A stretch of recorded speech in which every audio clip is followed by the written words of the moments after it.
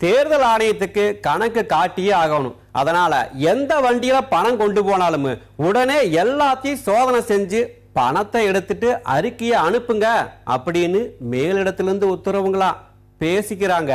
தலைவம் தினமும் இத்தனை லட்சம் புடிச்சோம் அத்தனை லட்சம் பிடிச்சோன்னே ஒவ்வொரு மாவட்டத்தில இருந்தும் தேர்தல் ஆணையத்துக்கு அறிக்கை அனுப்புனாதான் ஆணையம் சிறப்பா செயல்படுதுன்னு பாராட்டு கிடைக்குதான் சொல்லிக்கிட்டாங்க.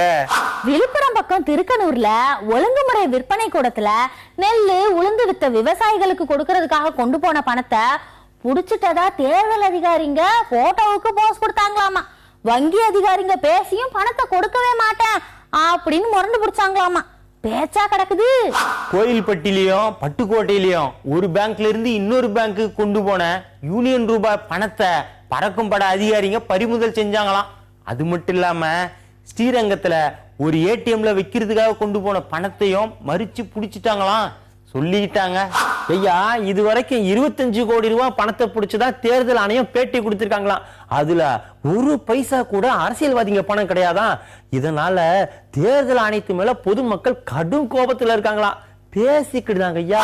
தினம் தினம் லட்சக்கணக்கில் வியாபாரியை கொண்டு போற பணத்தை பிடிக்கிற தேர்தல் ஆணையம் கூட்டணி பேரத்தையும் நோட்டு கொடுத்து சீட்டு வாங்குறதையும் கண்டுக்கிறதே இல்லைங்களே, ஏங்க அப்படின்னு மக்கள் கேள்வி கேட்கறாங்களாம், பேசிக்கிறாங்க. இன்னொரு பக்கம் தலைவா, அரசியல் கட்சி தலைவர்கள் பரப்புரைய ஆரம்பிச்ச உடனே கூட்டத்தை காட்டுறதுக்காக 200 ரூபாய் 500 ரூபான்னு சம்பளம் கொடுத்து பிரியாணி சாப்பாட்டோட ஆள் பிடிக்கிறாங்க. இதையெல்லாம் ஆணையம் வேடிக்கை தானே பாத்துக்கிட்டு இருக்குது அப்படின்னு பேச்சா சொல்லிக்கிட்டாங்க. சில கட்சிகள் தனியார் நிறுவனங்களோட வாகனங்களை எல்லாம் மிரட்டி கூட்டத்துக்கு கொண்டு வர்றாங்களாமா. டீசல் மட்டும்தான் போடுவோம் அப்படின்னு நிபந்தனை வேறையாமா. இது ஆணையத்தோட கவனத்துக்கு போனதுக்கு அப்புறமும் நடவடிக்கையே இல்லையாமா. பேச்சா கிடக்குது.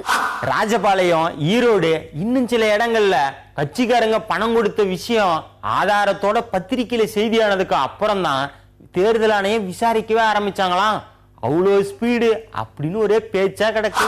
ஐயா, சத்துணவு ஊழியர்களையும் ஸ்கூல் காலேஜ் பசங்களையும் எக்ஸாம் நேரத்துல உச்சி வெயில்ல நடு ரோட்ல ஊர்வலம் போக வச்சு விழிப்புணர்வு நிகழ்ச்சின்னு தேர்தல் ஆணையம் சாதனை செய்யறாங்களாம்.